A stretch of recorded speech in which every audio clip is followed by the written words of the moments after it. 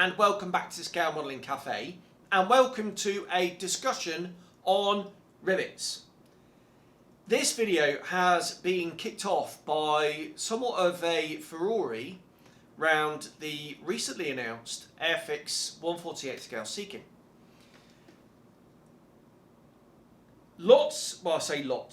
A number, again, it's always the vocal minority, isn't it? A number of people have been really quite vitriolic in their criticism of Airfix.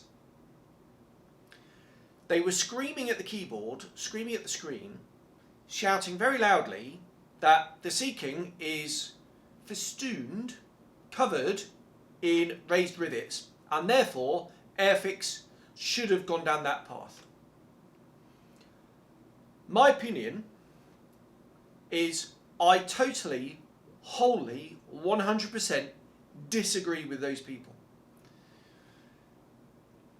And the reason is this. The technology to mould raised rivets it's not there really, I don't think, for a 48 scale helicopter to have in-scale rivets. Alright, it's fairly slab-sided, but there are curves. If you're going to mould raised rivets on a curved surface, you're going to have to somehow, in the moulding, just do undercuts and what have you. And very quickly, it gets very complicated and very expensive, especially in 48 scale. The other reason is the loss of that detail when you come to sound the seams. Recessed rivets can give the impression of raised rivets anyway. You just want an overall impression. It's a kind of surface patina, I think. And recessed rivets make the airframe look really busy. Now Airfix could have not done rivets at all and allowed the modeller to add the rivets, and no doubt there may well be some aftermarket sort of raised rivet decals for that kit. But I think for the price, it's about 50 quid. 55, I think it's about £55 retail. You'll be able to get it for 50 quid, maybe even a little bit cheaper. And I think where they're aiming for that price point, recessed rivets were the way to go. From what I've seen online, and I've only ever seen pictures online of the kit, I've not seen it in the flesh, I think it looks fantastic. I think it's going to take a wash very well. I think it's going to be easy to restore the rivets round seams where inevitably you're going to cause a little bit of damage. And I think for a 1/48 scale helicopter, what Airfix have done is perfect. They could have gone down the raised rivet route if they could have done them fine enough, and I'm sure the kit would have been a lot more expensive, and the same people who are moaning about the lack of raised rivets would be moaning about the price. Also, no doubt there will be a section of the community out there that, had they done raised rivets, would be moaning that they weren't recessed. Oh, you can't do a wash, you're going to destroy them when you clean up some of the seams, and blah blah blah. Airfix were always going to annoy some section, and it's all, they always shout loudly, don't they, these people, and I wish they wouldn't sometimes. They're entitled to their opinion, they're entitled to put their opinion out there.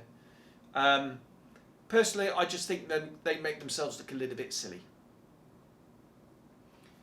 In that case, in that particular model, I think Airfix nailed it and got it absolutely right. Just here, I've just literally finished in the last hour this, which is Edwards 1/72 scale Messerschmitt BF109F. And it's tiny. And it has recessed rivets all over it, but they are incredibly fine. And to be honest, even looking close up, I can't see a thing. I haven't got my glasses on, but in fact, I'm going to put my glasses on now and have a look. And most angles you can't see the rivets, but when you turn the model and look at it from certain angles and maybe the light catches it, you can see them. And I think that is absolutely bloody brilliant that they've moulded this kit such that you can see those rivets just. And I used MRP on this paints, which are incredibly thin anyway, and I didn't prime it either. The white one, the winter whitewash, the rivets are a little bit more pronounced because there is more contrast, because it's a white aeroplane and it did take the sludge wash really quite nicely. So they are more prominent on the white one, but even then they are incredibly fine, and actually the camera doesn't do it justice. It looks way better in real life. And I think they are awesome. I'm shortly to start the Clear Prop 1/48 scale H75N. That has recessed rivets that, even though they're 48 scale, are really finer than these 72nd Edouard kits. And they're so fine, in some places they've kind of faded out a little bit. So I am going to have to go in there, and I will, with my rivet wheel, just kind of make sure that they are visible. Sorry if you can hear a rumbling in the background, it's the aircon. It's 47 degrees outside, so aircon is a must. So yeah, that's another kit that I'm not going to prime, and I'm going to try and use MRP paint on, just and paint the markings as well. I'm going to try and do that. I love riveted models. I think certainly propeller aeroplanes, if there are no rivets on there, look bland. It's almost like pixelating an image slightly. Rivets create a bit of noise, and I think for the eye and the brain, it makes the model look more interesting. You don't have to put a black wash in there. You certainly, I don't think, should, well, I don't do pre-shading anyway, pre-shading or post-shading over the rivet lines, because you just get a grid pattern and it looks silly. There's a way to treat rivets, I think, on a model, and personally what I do is a sludge wash that's just enough contrast to show them off without too much contrast and they're in your face. That's my approach. That's what I prefer. But they are beautiful. These Edouard little 1/72 scales are beautiful little models with the rivets. I think they've nailed it. Same for Clear Prop. Now I add, as I said before, I add rivets to my models now. Have done for a few years, and I'm in the process of riveting an Airfix 1/72 scale B25. Because again, alright, it's 72nd scale, and you know, there's that old argument, is there? Well, you won't see it for real, and every time someone says that, you can go away and you can find a photograph of that subject with rivets. Now, the way that scale works is, for example, 48 scale, it's equivalent of looking at a 1:1 scale thing 48 feet away than a 48 scale looking at it 1 foot away.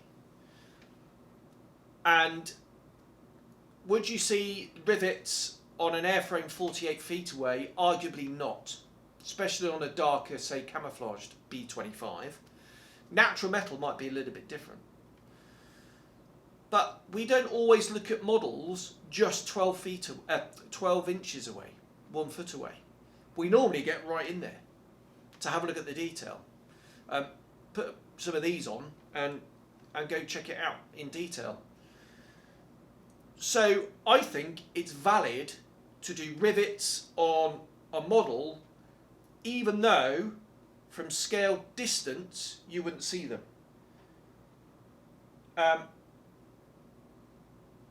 So I think looking at one of these, and I'm pointing at the Messerschmitts, looking at the model some 1 foot away, you can't really see the rivets. So I think, you know, I think that's kind of nailed it.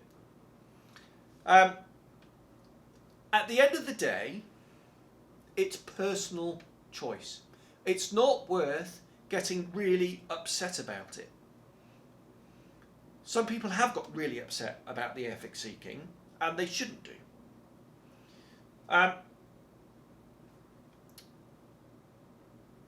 Also, for example, right, I'm also shortly to build the Edward 1/48 scale Tempest. That has a row, or maybe 2 rows, can't remember, of very fine raised rivets down the rear fuselage, down one of the panel lines. And just looking at the bare plastic, it looks awesome. However, when you come to paint on it and markings on it, they are way too prominent. It just looks weird. So on the model I built last time, I sanded them all off and I replaced them with a rivet wheel, and that's exactly what I'm going to do this time as well. Because I think it looks odd. Because they're just too prominent, even though they're beautifully fine. I've not seen the Qatari Spitfire in the flesh. I've seen lots of pictures on them, and I've seen many online builds. They've done an interesting approach where they've done raised rivets down the rear fuselage, just like the real thing, and they've managed to do the top of the fuselage as a separate piece. So the raised rivets are preserved. There is no seam over the top, and the fit is brilliant, and it works really, really well. However, on the underside, the raised rivets fade out a little bit, and near the seam they get destroyed. And they're fully aware of that. What I would do, if I was building that model, is I would remove the raised rivets just around the seam all the way up to the next panel line, and then I replace them with recessed rivets. I think that is, for me, the best compromise with that particular model. But I'm not going to be building one anytime soon. So, yeah. If Airfix had done that, I don't think they would have pulled it off. Not for a decent price point anyway. I've also got in the stash Edward Spitfire Mark 5s, 2 of them. I've got the dual combo, and I'm nervous about doing them because of the raised rivets down the back end. In some respects, I think I wish they'd done them recessed, but we shall have to wait and see how they turn out. I'm planning on doing those probably next year sometime, because I would like to get them done. That's that. Right, there we are. I think I'll wrap up there. I just wanted to do this video, A, because I think some people are being very, very silly and have gone over the top with the release of the Airfix Seeking. And I just wanted to put my thoughts out there in response, really. Bottom line, or bluff, as we used to say in Navy Command, bottom line up front is I want riveted models. If they haven't got rivets, I'll add rivets. If they're recessed rivets, well, they are recessed rivets that I add, then that's it. So be it. Can't be helped. It's the best compromise, I think. Companies like Edward, Clearprop, that are now producing beautifully fine recessed rivets, I think is fantastic, because it saves me the job and they look brilliant. And long may it continue. And I would much rather pay an extra £5–10 on a kit that came with riveted airframes than not. But that's just me. That's my personal preference. Right. I think that was a fairly neat little conclusion. and I'll leave it there. So I'll see you on the next one. Cheers. Bye bye.